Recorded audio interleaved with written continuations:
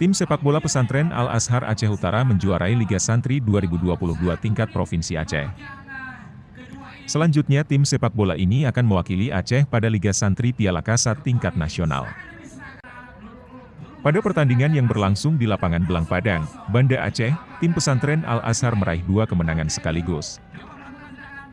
Pada laga pertama, pasukan Ade Zulfadli, unggul besar atas pesantren Al-Falah Abu Lambu, 6 gol tanpa balas.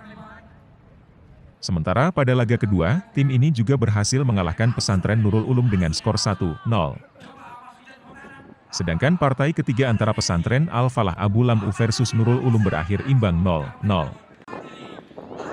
Hasil tersebut menempatkan Al-Azhar sebagai juara pertama, Nurul Ulum juara kedua, dan Al-Falah juara ketiga.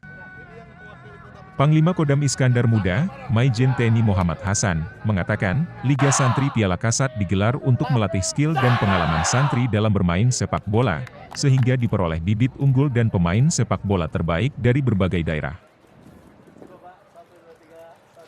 Bapak Kasat bahwa dalam rangka mencari bibit-bibit pemain sepak bola unggul dari pesantren, Kasat menyelenggarakan kegiatan lomba sepak bola Piala Santri bekerja sama dengan PSSI di seluruh Indonesia dan tentunya diinisiasi oleh kodam-kodam di seluruh Indonesia, dan di Aceh kita juga menyelenggarakan, dan ini sudah berlangsung hampir 2 bulan sebelumnya diadakan seleksi di tiap-tiap korem.